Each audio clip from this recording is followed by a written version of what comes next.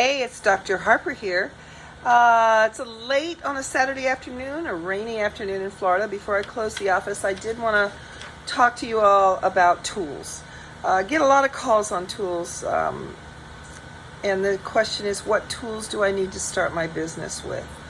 So before we closed up, I thought I would give you a quick rundown.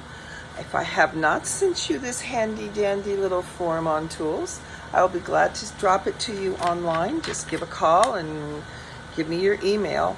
But in any case, let me run down the list for you, make it short and sweet. And hopefully that'll help you make your decision about going into this business. It doesn't have to be expensive, and you can pay as you go. We have surveyors who've been with us 30 years and they've yet to invest in put a whole bunch of money into tools, and we have new surveyors who just want everything and want to know the whole business. Obvious, best affordable business cards, and if you have a little flyer about your business, make that up too. Printing's cheap online now, and make it look nautical. Make sure you have your business name, your name. Always put your membership number on it. Always put Master Marine Surveyor on it. You need a good reporting pad. I like the top spiral where you can flip them quickly. A good flip notebook. Carry copies of our report, or a report if you've edited our report, take that with you and just run down the report. Make sure you make notes. Make sure you notes to yourself. Make sure you sketch things. Make spaces for sketch, and diagramming is a good qualitative way to record what you see. I know a lot of you are going to carry cameras, and you're going to carry some pretty snazzy cameras, but sketching really helps that brain, especially if you're a visual learner. And you can adjust your reporting pads to that. Okay, to sign the report for your business, it's really nice to have the old-fashioned embosser. Notaries don't really use them anymore because their notaries are online. Or they have their notary stamp, but an embosser would be something that makes it a really nice imprint. They're generally circular, and you can go to a nice big box office supply store, order one in, and you can order one in online. Put your membership number, make sure you have your name. You're welcome to use our logo in the center. Once you're an MMS, you can use our logo. All right, here are the basic tools. You need a measuring tape, obviously, because you got to measure things. Yardstick, I don't know, ruler maybe, but a really good serviceable hard duty measuring tape, one that will withstand the wet. You need a pocket mirror. I know that sounds pocket mirror, yep, or a hand mirror, because you drop down, you want to see things you can't see behind pipes, behind lines, underneath things, up under things, down in the bilge, behind joints, behind fittings. You never know when that comes in really handy.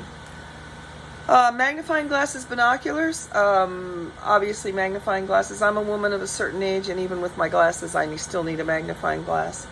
Binoculars is for the rigging. Not everybody's willing to pay for you to go up the rigging, and sometimes the rigging is either so obviously great or so obviously poor. Rigging is also a separate report, and if the customer doesn't want to pay for it, you still have a duty to look at the rigging as closely as you can get. And you can just claim that on the form. Your meters. How about a good infrared thermometer, a multimeter voltage tester, and an outlet tester. And now let me just say a word about those moisture meters.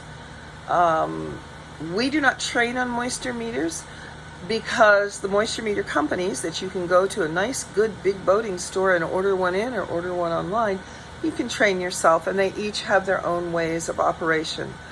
It is a separate report, and it is time consuming, so make sure you charge accordingly. We have surveyors who do moisture meter testing. We also have surveyors who don't do it and refer it out. So that's up to you.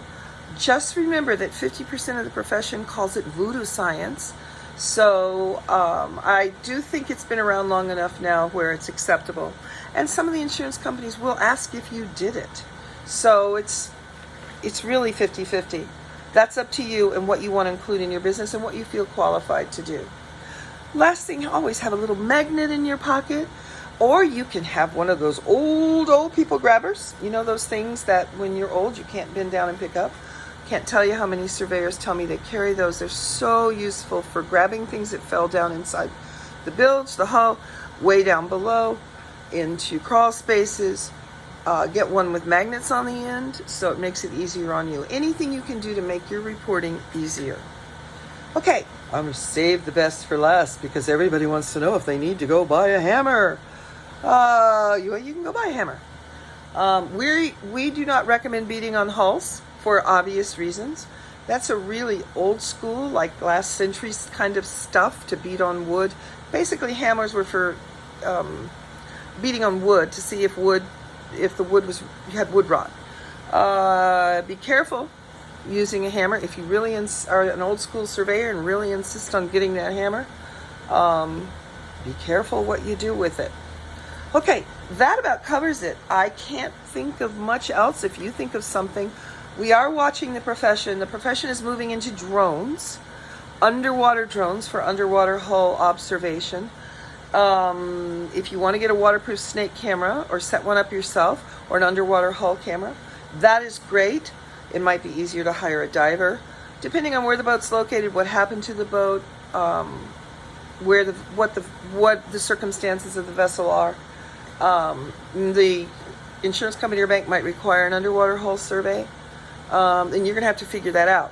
So we do have a couple of surveyors who are using underwater drones very successfully, but they are also technologically smart.